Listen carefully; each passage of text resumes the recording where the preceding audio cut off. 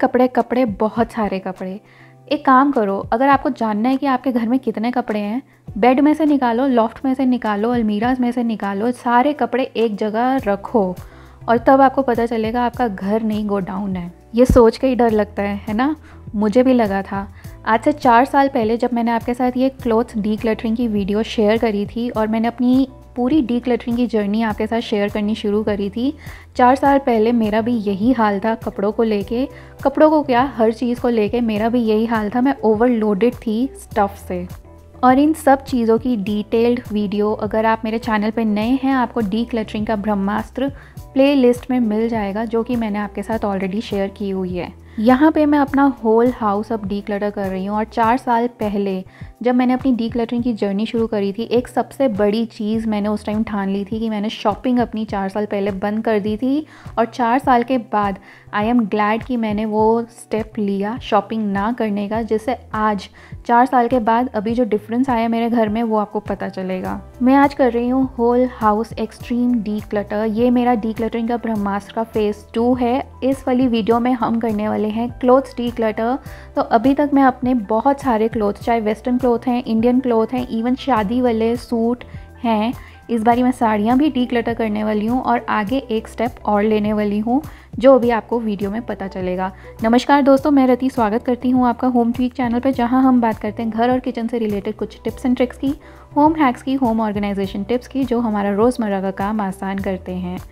जब डीक्लटर चल रही हो ना, अपने दिमाग में से आप ऑर्गेनाइजेशन बिल्कुल निकाल देना, क्योंकि आप ऑर्गेनाइजेशन कर ही नहीं पाओगे, आपका घर इतना फैला हुआ लगेगा। फर्स्ट स्टेप था स्टॉप शॉपिंग। सेकंड स्टेप जो मुझे बहुत ज़्यादा हेल्प किया is regular hand to hand declutter. जहाँ मौका मिले, जब मौका मिले, जैसे ही कोई कपड़ा हाथ में आया, मैंने अगर वो नहीं पहनना आगे या वो फेड हो गया है, स्टेन्ड हो गया है, कट फट गया है, उसको मैं उसी टाइम अलग अलमीरा में रख देती थी, जैसे कि आप यहाँ देख रहे हो। और उसके बाद 1 महीने के बाद बैग्स फुल, 1 या 2 महीने के बाद जैसे ही 2 बैग्स मेरे फुल हो जाते थे, मैं उनको बाहर निकाल देती थी लाइक सो। आप पूछ सकते हो कि ये कपड़ों का आप करते क्या हो? तो देखो, जो तो कपड़े देने वाले हैं, सही हैं कंडीशन में, आगे दे सकते हैं। जैसे कि ये वाले कपड़े हैं, ये वाले कपड़े आगे लेबर्स को दिए जा सकते हैं, क्योंकि सब सही कंडीशन में है। बस ये है कि अब ये पहनने वाले हमारे टेस्ट के नहीं रहे हैं। कट टू आफ्टर 3 ईयर्स, ये 1.5 साल पहले का वीडियो है, जो कि मैंने आपके साथ extreme clothes declutter video share किया है ऑफ इंडियन सूट्स। जो हमारी शादी के कपड़े होते हैं, दाजवरी होती है सारी, वो वाले सूट्स जो बहुत हैवी होते हैं, प्योर के होते हैं, उनको निकालना आसान काम नहीं है यार, उसमें बहुत पैसे लगे होते हैं। वो डिसीजन मैंने कैसे लिया, वो स्टेप्स मैंने कैसे लिए और कैसे डिसाइड किया है, पूरी डेडिकेटेड वीडियो हैं, प्लेलिस्ट में आपको सब मिल जाएंगी। इस फेज़ 2 में मैं एक्चुअली कर रही हूँ स्वीडिश डेथ क्लीनिंग। अब ये स्वीडिश डेथ क्लीनिंग होता गया, ये वैसे एक वेस्टर्न कॉन्सेप्ट है, इंडिया में ये ज़्यादा पॉपुलर नहीं है। इट मीन्स कि जो लोग 60-65 के हो गए हैं, they people are going through their house stuff, so that जब वो चले जाएं तो उनके बच्चे जो आगे हैं उनके ऊपर बर्डन ना पड़े चीज़ों को डिसाइड करने का कि उन्होंने रखना है या चीज़ों को निकालना है। बाहर के देशों में ये कॉन्सेप्ट बहुत ज़्यादा पॉपुलर है, इंडिया में नहीं है। बट मैं एक्चुअली, हाँ, मैं उस एज में नहीं हूँ डेफिनेटली, बट ये है कि मैं अपने स्टफ़ से ना बहुत ज़्यादा परेशान आ चुकी थी। ओवर स्टफ़ रहना और उस चीज़ को मैनेज ना कर पाना वॉज माई फर्स्ट प्रॉब्लम।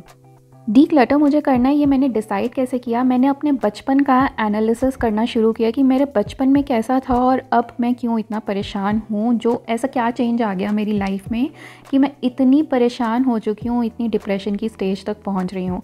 ये देखो, ये एक और बैग जा रहा है, क्योंकि मैं रेगुलर डीक्लटरिंग करती रहती हूँ और जैसे ही बैग फुल हो जाते हैं मैं उनको घर से बाहर निकाल देती हूँ। और ये वाला बैग आई थिंक H&M में जाने वाला है, जहाँ पे वो ड्रॉप बॉक्स में चला जाता है। ये वाला स्वेटर आई थिंक मेरे पास एक आखिरी स्वेटर है, जो कि मेरी नानी ने बनाया हुआ है, हैंड से वोवन है, ये आप देख ही रहे हो, और बहुत ज़्यादा गर्म है। I am in a stage जहाँ मैं ये इसको दे सकती हूँ और मैं अपनी सिस्टर से पूछ रही हूँ, बिकॉज ये बहुत ज़्यादा गर्म है और बहुत ज़्यादा सॉफ्ट है। And this is one and the last piece. कितनी इमोशनल अटैचमेंट हो सकती है इसके साथ, वो आप मुझसे पूछो। अलमीराज में से मैंने बैग्स के बैग्स खाली किए हैं बिकॉज मेरे साथ सबसे बड़ी प्रॉब्लम है out of sight out of mind की। काफ़ी सारे ऐसे टाल्स मेरे पास निकले हैं जो कि मुझे याद भी नहीं थे कि मेरे पास हैं, बस स्टोर अंदर हुए थे। तो मैंने अभी इस बारी डिसाइड किया है कि इनको अलमीरा में मैं प्रॉपर लगाऊंगी। काफ़ी सारे मैंने अपने घरों में आगे भेजे हैं जो कि और 1-2 साल में और नेक्स्ट बैच भी जाएगा। अभी मैंने उनको एकदम से ओवरलोड नहीं कर दिया कहीं वो भी ना डर जाएं। और आप ये देख रहे हो सारे के सारे ब्रांड न्यू टाल्स हैं जो कि यूज़ भी नहीं हुए हैं। सेम मेरे साथ बेडशीट्स का था, बट बेडशीट्स अब मेरी कंट्रोल में आ चुकी हैं। आई हैव नाउ 3 और 4 बेडशीट्स जो कि मेरी 2 से 3 साल में ख़त्म हो जाएंगी यूज़ होके। एक चीज़ मैंने बेडशीट्स में नोटिस करी है, अगर आप प्लेन बेडशीट्स यूज़ करते हो और कॉटन की या लिनन की अच्छी क्वालिटी की बेडशीट्स यूज़ करते हो, वो आपकी लंबे टाइम तक जाने वाली है। अनलाइक जो आपकी प्रिंटेड बेडशीट्स होती हैं, बिकॉज प्रिंटेड बेडशीट्स ना बहुत जल्दी फेड ऑफ होती हैं, उनमें से डिफरेंट प्रिंट्स में से कलर्स फेड होने लगते हैं, बट ये प्रॉब्लम आपके पास सिंगल कलर बेडशीट में नहीं आती है। मेरा बचपन हमेशा सिंपल रहा है, सोबर रहा है, बट किसी चीज़ की कभी कोई कमी नहीं हुई है और कभी स्पेस की कमी नहीं हुई है, कभी ऑर्गेनाइजेशन की इतनी भागा दौड़ी नहीं हुई है, कोई स्ट्रेस वाला बिल्कुल भी मेरा बचपन नहीं था।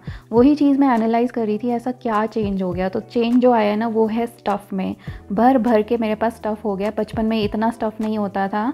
मैं हमेशा से बचपन में क्लीनिंग ऑर्गेनाइजिंग करती हुई आ रही हूँ। मम्मी बोलती नहीं थी, मैं खुद से करती थी।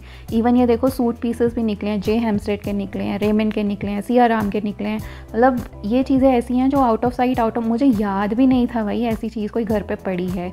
कट टू अभी की प्रेजेंट डीक्लटरिंग जो कि है साड़ीज़ की डीक्लटरिंग। मेरे पास यहाँ पे 2 लोगों की साड़ियाँ हैं। मम्मी के जाने के बाद मम्मी की साड़ियाँ भी मेरे पास ही आ गई। एंड पता नहीं कैसे यार मम्मी की साड़ियाँ मेरी साड़ियों से ज़्यादा अच्छी है।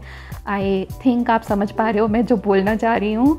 तो ये वो चीज़ है कि मैं ना निकाले बनती है ना रखने बनती है, मैं क्या करूँ मुझे नहीं समझ में आया। तो ये अभी रात का टाइम है जब मैंने फ़र्स्ट टाइम ये ट्रॉली खोल के देखी और इसके अंदर जितना सामान था वो देख के मेरा दिमाग चकरा गया था और मैं कोई डिसीजन नहीं ले पाई कि करना क्या है, क्योंकि मुझे इसी में अपने लहंगा भी रखने हैं और अपनी साड़ियाँ भी रखनी हैं और साथ में मम्मी की साड़ियाँ भी मुझे स्टोर करनी है। सो आई वॉज जस्ट क्लूलेस।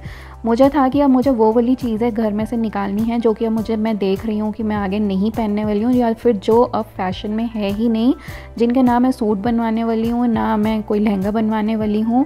ये मम्मी की साड़ियाँ हैं, सारी इतनी सुंदर साड़ियाँ हैं। तो मैंने अपनी सिस्टर को बोला है कि देख तूने जिसके सूट बनवाने हैं, अनारकली बनवाने हैं, जैसे भी सूट बनवाने हैं, तूने साड़ियाँ नहीं पहननी है, जो करना है करो। कपड़ा रखे रखे फट जाएगा, ख़राब हो जाएगा, इससे बेटर है यार उनको पहन के अच्छे हैप्पी मोमेंट्स क्रिएट कर लो। So yes, sharing is caring, और जिनके साथ भी आप शेयर कर सकते हो उनके साथ शेयर करो। अभी मैं कोई डिसीजन नहीं ले पाई हूँ। तो कट टू नेक्स्ट मॉर्निंग, नाश्ता करने के बाद मैं फिर लेके बैठी और अब मेरे पास क्लैरिटी थी। मेरी जितनी साड़ियाँ थी ना वो इस तरीके के साड़ी बैग्स में, सब में set wise, blouse petticoat sari सब एक सेट के साथ ही एक बैग में थी। इनके लिंक्स मैं आपको डिस्क्रिप्शन बॉक्स में दे दूँगी, अगर आपने भी इस तरीके से रखनी है तो आप रख सकते हो। तो मेरी साड़ियाँ सब सही थी, कई कवर्स वगैरह फट रहे थे बट इट्स ओके, क्योंकि ट्रॉली बैग में ही पड़ी होती है। ये ट्रॉली बैग भी इवन मेरी शादी का बैग है और इतना घूमा है कि इसको अब हम यूज़ नहीं करते, इसका हैंडल वैंडल फट रहा है, बट अभी स्ट्रॉन्ग एंड स्टर्डी है तो शिफ्टिंग विफ्टिंग के या स्टोरेज के काम आ जाता है।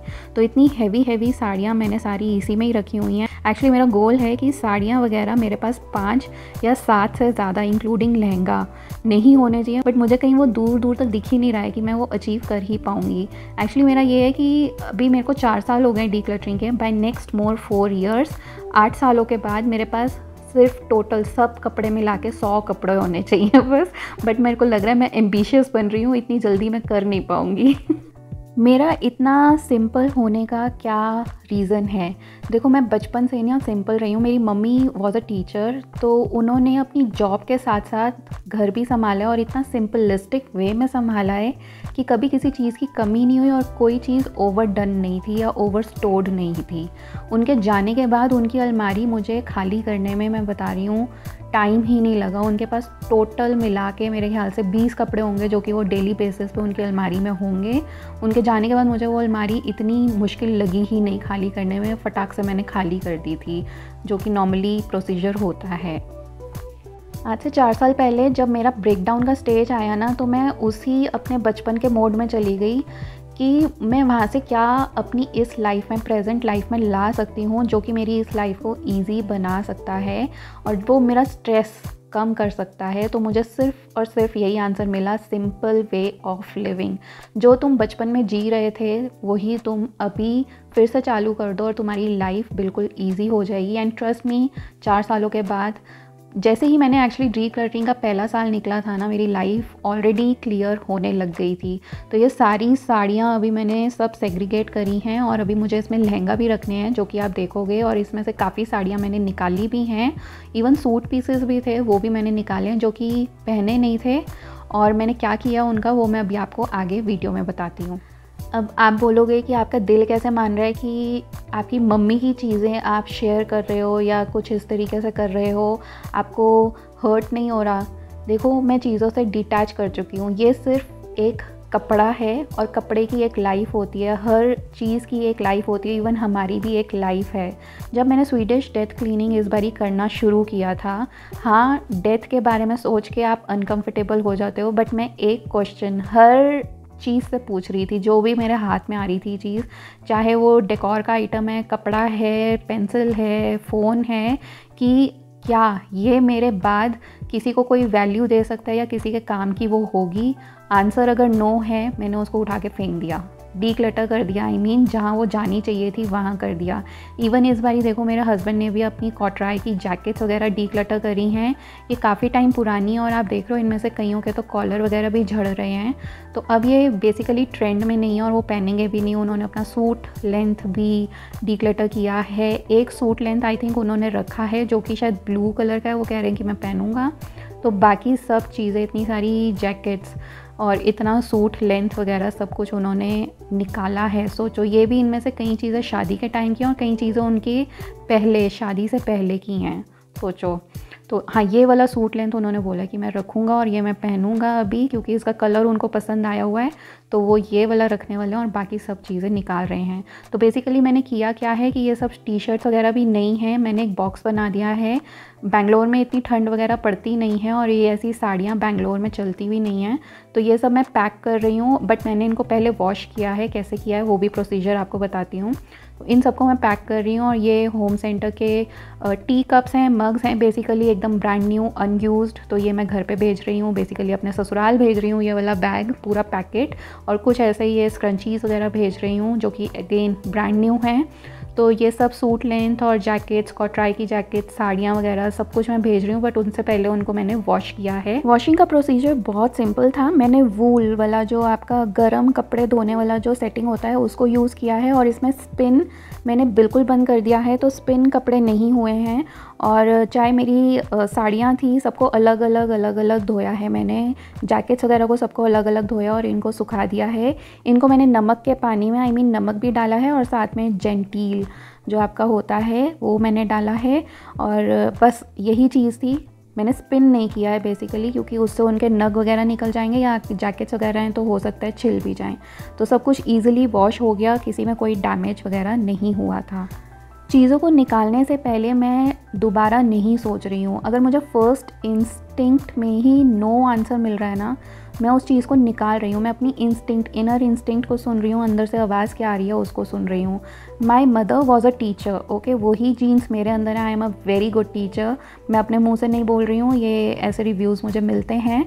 तो I am a very good teacher और वही जीन्स मेरे में आए। My mother was strong willed, वो चीज़ मेरे अंदर है। स्ट्रेट थिंकर थी वो चीज़ मेरे अंदर है। डिसीजन पावर उनकी अच्छी थी, वही चीज़ मेरे अंदर है। आई थिंक तभी मैं अपनी डिफ़िकल्ट स्टेज से निकल के यहाँ तक आ पाई हूँ, जहाँ पे मैं इतनी क्लैरिटी के साथ आपको भी सामने गाइड कर रही हूँ और मोटिवेट कर रही हूँ। This is a main reason. तो ये बॉक्स मेरा पूरा का पूरा प्रिपेयर हो गया है एंड मैंने डिलीवरी या पोर्टर, आप इन दोनों में से कोई भी चीज़ यूज़ कर सकते हो अगर आपने इंटरस्टेट चीज़ें ट्रांसफ़र करनी है, वही मैं कर रही हूँ। और साथ में मैं कुछ चीज़ें रीपर्पस भी कर रही हूँ और उनको ठीक भी करवा रही हूँ, जैसे कुशन कवर्स हो गए, बैग्स हो गए, पर्सेस हो गए जिनके जिप्स वगैरह ख़राब हो जाते हैं।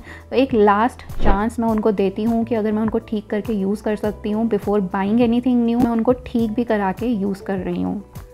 माई mother is my role model. Mother ही नहीं, फादर भी हैं, उनसे भी बहुत चीज़ें मैंने इनहेरिट करी हैं, वो आगे फिर कभी बताऊँगी। My mother use to repeat clothes like anything, okay. उनको कभी ऐसा नहीं हुआ कि मुझे कपड़े कम पड़ रहे हैं या कुछ ऐसा। 20 से 25 कपड़े आप महीने भर में भी यूज़ नहीं कर पाओगे, जबकि उनको Monday to Saturday daily school जाना होता था। और मैं इतना बीबा बच्चा थी अपने घर की कि जब से मैं 7th में आई थी तब से मैंने अपने सिस्टर का, अपनी मम्मी का और कभी कभी मैं अपने पापा के भी ऑफिस के नेक्स्ट डे के कपड़े सबके प्रेस करके रखती थी, शूज़ पॉलिश करके रखती थी। मैं इतना अच्छा बच्चा थी घर की। तो मैंने आपसे बोला था ना कि काश मेरी लाइफ में अभी वो पर्सन होता, तो वो पर्सन मेरी मम्मी थी। अगर वो होती तो वो इतने सिंपल वे में रहती थी कि शायद मुझे भी वो इस स्टेज तक पहुंचने नहीं देती। तो अगर आपके पास ऐसी कोई गाइड हो आपके चाइल्डहुड की, अगर अभी आप स्ट्रेस में हो तो उनसे ज़रूर आप कंसल्ट करो, या फिर आप अपनी ही लाइफ में वापसी जाओ, सोचो, देखो, एनालाइज़ करो कि आपका क्या सॉल्यूशन आपको मिल सकता है। आपको हर सॉल्यूशन मिलेगा अगर आप शांति से बैठ के उसको एनालाइज़ करोगे। मेरे पास यहाँ पे कुछ बैग्स निकले हैं, ये टोट बैग्स हैं, इनमें बुक्स वगैरह भी आ जाएंगी, बट इनका बैच ना मुझे अच्छा नहीं लग रहा था। मेरे पास यहाँ पे कुछ इनको क्या बोलते हैं यार, आई गेस इनको पैचेस बोलते हैं शायद। तो ये पैचेस मैं फेविक्रिल की फैब्रिक ग्लू जो होती है उससे लगा रही हूँ। उसके बाद ये मशीन में वॉश भी कर दोगे तब भी ये पैचेस निकलेंगे नहीं। तो मुझे जो नीचे वाला पैच था वो अच्छा नहीं लग रहा था, उसके ऊपर मैं अच्छे वाला पैच लगा रही थी। फिर उसके बाद मैं किसी बच्चे को ये दे दूँगी, बिल्कुल नए हैं, अनयूज्ड हैं, तो स्कूल में या ट्यूशन्स में कैरी करने के लिए ईजी हो जाएगा उनके लिए। अभी जैसे कि ये पर्दे आपने मेरे देखे होंगे, ये बेडरूम में होते थे, बट अब मैं इनको यूज़ नहीं करने वाली हूँ एज़ कर्टेन, बट मैं इनको रीपर्पस करने वाली हूँ, कुछ बनाने वाली हूँ। क्या, वो आगे ही शेयर करूँगी। अगर आप बहुत ज़्यादा परेशान हो रहे हो ना डीक्लटरिंग से, स्पेशली कपड़ों की डीक्लटरिंग से, मैं आपको एक स्टेप बोलूँगी जो लास्ट स्टेप है, जो इस बारी मैंने फॉलो करना शुरू किया है, is shop from your own items. मैंने ये चीज़ हर अपनी चीज़ में करी है, हर कैटेगरी में करी है। चाहे वो मेरे पेपर की कैटेगरी है, पेपर्स तो नहीं कर सकते, खैर वो डॉक्यूमेंट्स हैं, बट हाँ मेरा ड्रेसिंग टेबल का है, मेकअप का है, हेयर एक्सेसरीज़ हैं, हर चीज़ में से मैंने अपनी शॉपिंग करी है, अपनी ही चीज़ों में से। सेम वेज मैंने क्लोथिंग में से भी शॉपिंग करी है, अपने ही क्लोथ्स में से, कि अब मैं क्या प्रेजेंटली पहनना चाहूँगी अपने ही कपड़ों में से। और जिनका आंसर मुझे नो मिला उनको मैंने सेट असाइड कर दिया या किसी को दे दिया है। इतना सिंपल है। लाइफ में आप जैसे जैसे मैच्योर होते हो, आपके डिसीजंस, आपकी प्रेफरेंसेस, आपके टेस्ट, सब कुछ चेंज होता है। तो जो आपको हो सकता है 3 साल पहले पसंद आता हो वो अब ना पसंद आए, या 3 साल पहले जो आपको अच्छा लगता नहीं था वो अब अच्छा भी लग सकता है। तो कुछ भी हो सकता है, इसलिए किसी भी चीज़ को आपको कांस्टेंट नहीं रखना है। यहाँ पे लोग बोल रहे हैं कि तुम डीक्लटर तो करती रहती हो, इतना ख़रीदती भी रहती हो। टेस्ट और प्रेफरेंसेस सबके चेंज होते हैं, और प्रेजेंट में जीना ही सबसे बड़ी चीज़ होती है। प्रेजेंट में अगर कोई चीज़ की नीड है, उसको ख़रीदने से डरना नहीं चाहिए। हो सकता है 1 साल के बाद वो चीज़ आपके फिर किसी काम की नहीं हो, बट वो चीज़ किसी और के काम की हो सकती है। तो चीज़ों को लेने से डरना नहीं है। डीक्लटरिंग डजंट मीन कि उसके बाद आप ज़िंदगी में कभी कोई शॉपिंग नहीं करोगे। ये अगर सोच रहे हो तो आपका दिमाग कोई ठीक नहीं कर सकता है। एक्चुअली में डीक्लटरिंग एक वरदान है। इसने मेरी थॉट प्रोसेस चेंज कर दिया, इसने मुझे स्पिरिचुअली एक्टिव कर दिया। अब लोग मुझसे पूछते हैं how can you become spiritually active.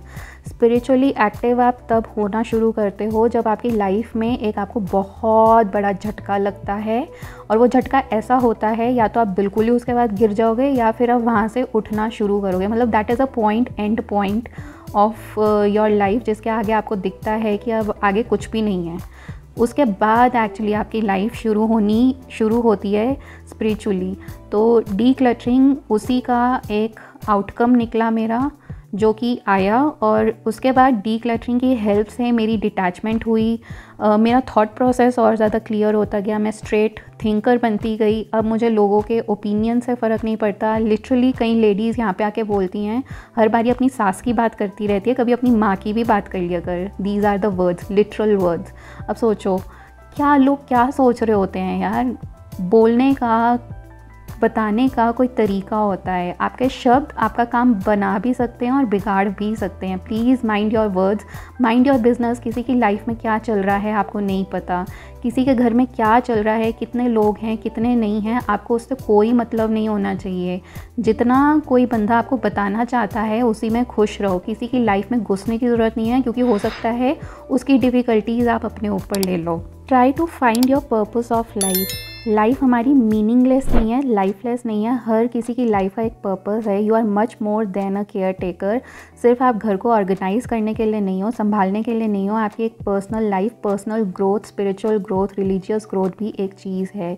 Yes, घर इज़ इम्पॉर्टेंट, बट आपकी पर्सनल ग्रोथ भी इम्पॉर्टेंट है in every aspect of your life. B it financial, spiritual, religious, कोई भी स्फेयर ले लो आप लाइफ का, वो बहुत ज़रूरी है उसमें आपको ग्रो करना।